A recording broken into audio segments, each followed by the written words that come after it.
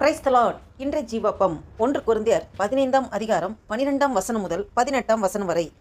கிறிஸ்து மரித்தோரிலிருந்து எழுந்தார் என்று பிரசங்கிக்கப்பட்டிருக்க மரித்தோரின் உயிர்த்தெழுதல் இல்லை என்று உங்களில் சிலர் எப்படி சொல்லலாம்?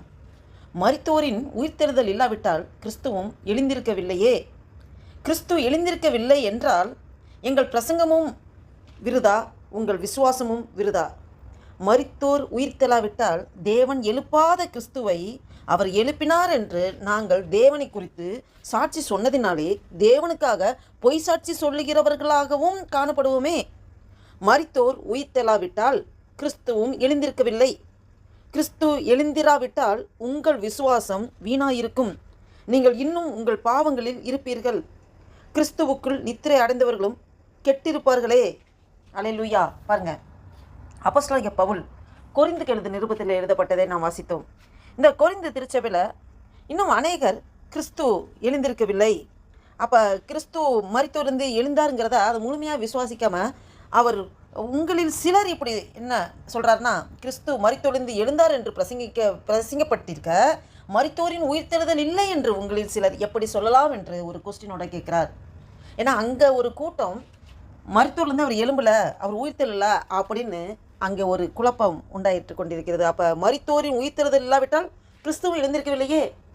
அதுக்கு தான் அப்போஸ்தலனாகிய பவுல் அதை பற்றி விளக்கமாக சொல்கிறார். கிறிஸ்து எழுந்திருக்கவில்லை என்றால் எங்கள் பிரசங்கமும் வீண் தான், நீங்கள் உங்களோட விசுவாசமும் எல்லாமே வீணாக போயிடும். மரித்தோர் எழாவிட்டால் உயிர்த்தெழாவிட்டால் மருத்துவர் உயிர்த்தெழாவிட்டால் தேவன் எழுப்பாத கிறிஸ்துவை அவர் எழுப்பினார் என்று நாங்கள் தேவனை குறித்து சாட்சி சொன்னதினாலே தேவனுக்காக பொய் சாட்சி சொல்கிறவர்களாக காணப்படுவோமே. பார்த்தீங்களா? அப்படி உயிர்த்தெழுதல் இல்லாவிட்டால் அப்போ நான் சொல்கிறதெல்லாம் பொய் சாட்சி சொல்கிற மாதிரி தான் இருக்கும். நாங்கள் இந்த மாதிரி பிரசங்கம் பண்ணுறோமே, அப்போ நாங்கள் இந்த பொய் சாட்சி சொல்கிற மாதிரி தான் இருக்கும். மரித்தோர் உயிர்த்தெழாவிட்டால் கிறிஸ்துவும் எழுந்திருக்கவில்லை. மரித்தோர் உயிர்த்தெழாவிட்டால் கிறிஸ்துவும் எழுதாமல் அவர் அப்படியே அடக்கம் பண்ணப்பட்டதோடு தான் இருந்திருப்பார். கிறிஸ்து எழுந்திருக்காவிட்டால் என்ன ஆகும்? நம்மளுடைய விசுவாசம் எல்லாம் வீண் தான். நீங்கள் உங்கள் பாவங்களிலே கிடப்பீர்கள் என்று சொல்லப்பட்டிருக்கு. பாவத்திலிருந்து விடுதலை ஆண்டவர் இயேசு கிறிஸ்து உயிர்த்தெழுதல் மூலமாக அந்த பாவத்திலிருந்து விடுதலை கிடைத்திருக்கிறது. அப்போ கிறிஸ்துவுக்குள் நித்திரை அடைந்தவர்களும் கெட்டிருப்பார்களே அப்படின்னு சொல்லப்பட்டிருக்கு. அப்போ கிறிஸ்துவுக்குள் முதலாவது மரித்தவர்கள் அவர்கள் முதலாவது உயிர்த்தெழுவார்கள். அப்போ கிறிஸ்து உயிர்த்தெழவிட்டால் எல்லாமே வீணாக போயிருக்கும், நம்மளோட விசுவாசம் வீணாக போயிருக்கும். இதை நீங்கள் இதை சிந்தித்து பார்க்கணும். நம்ம ஆவிக்குரிய ஜீவிதத்தில் சிந்திக்கணும். கிறிஸ்து உயிர்த்தெழுந்தனால தான் நம்ம ஜீவனோட இருக்கிறோம், நம்ம பாவத்திலிருந்து விடுதலை பெற்றப்பட்டிருக்கோம். நம்மளுடைய விசுவாசம் உலகத்தை ஜெயிக்கிற ஜெயமாக இருக்கிறது. இதை நன்றாக நீங்கள் அறிந்திருக்க வேண்டும் என்று சொல்லி அப்போஸ்தலனாகிய பவுல் கொரிந்துக்கு எழுதிய நிருபத்திலே அதன் ஆழமான சத்தியத்தை விளக்குகிறதை நாம் வாசித்தோம். இதை கேட்டுக்கொண்டிருக்கிற நண்பு தேவ பிள்ளைகளே, உங்களோடும் என்னோடும் ஆவியானவர் பேசிக்கொண்டிருக்கிறார். நாம் சத்தியத்தையும் அறிவீர்கள், சத்தியம் உங்களை விடுதலை ஆக்கும் என்று சொல்லப்பட்டிருக்கிறது. நாம் சத்தியத்தின் ஆழத்தை நாம் தியானித்துக் கொண்டிருக்கிறோம். சத்தியத்தை எந்த அளவுக்கு நாம் அறிந்து கொள்கிறோமோ அந்த அளவுக்கு விடுதலை ஜெயம் நம்முடைய வாழ்க்கையிலே உண்டாகும். பாருங்கள், கிறிஸ்து உயிர்த்தெழுகிறது அது மகிமையான காரியம். இந்த மரித்தவர்கள் அதை உயிர்த்தெழுகிறது. கிறிஸ்து ஒருவரே மரணத்தை ஜெயித்தார். அல்லேலூயா.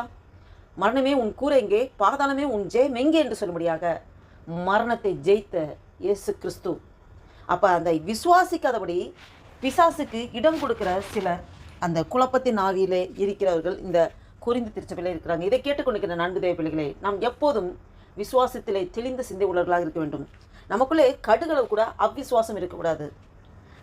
ஒரு தன் மகனுக்காக சுகத்திற்காக இயேசு கிறிஸ்துட்ட வேண்டிக் கொள்ளும்போது, தகப்பன் வேண்டிக் கொள்ளும்போது ஆண்டு சொல்கிறார், உன் விசுவாசம் உன்னோட பிள்ளை சுகமடைவான்னு நீ விசுவாசிக்கிறியா அப்படின்னு கேட்கும்போது, நான் விசுவாசிக்கிறேன் ஆண்டவரே, ஆனாலும் என்னோட அவ்விசுவாசம் நீங்கபடி நான் வேண்டிக் கொள்கிறேன்னு சொல்லுவோம்.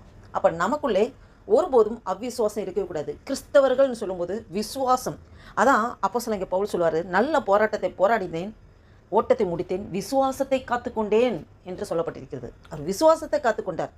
அவர் நான் பரிசுத்தத்தை காத்துக்கொண்டேன், நான் நன்மை செய்கிறதுல காத்துக்கொண்டேன், நான் ஆண்டுக்கு பயந்திருந்தேன், அந்த மாதிரிலாம் சொல்ல, விசுவாசத்தை காத்துக்கொண்டேன். அப்போ விசுவாசம் மிக மிக முக்கியமான ஒன்று. நம்மளுடைய விசுவாசமே உலகத்தை ஜெயிக்கிற ஜெயம். அப்போ விசுவாசம் கடைசி நாட்களில் விசுவாசம் அரிதாக இருக்கும், விசுவாசிக்கிற அரிதாக இருக்கும். விசுவாசத்தை காண முடியுமா அப்படின்னு சொல்லி ஆண்டவர் அந்த விசுவாசத்தை நம்ம இடையில் எதிர்பார்ப்பார்.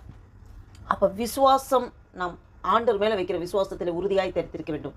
கிறிஸ்து எனக்காக அவர் மரித்து 3ஆம் நாள் உயிர்த்தெழுந்து இன்றும் ஜீவிக்கிறார், எனக்குள்ளே வாசம் செய்கிறார் என்ற அந்த விசுவாசத்தில் நாம் உறுதியோடு தரித்திருந்து பாருங்கள், ஒரு புதிய நாளைக்குள்ள ஆண்டு நம்ம நடத்தி கொண்டிருக்க தேவனுக்கு நன்றி செலுத்தி ஆண்டு நோக்கி பார்த்து ஜெபம் செய்வோம்.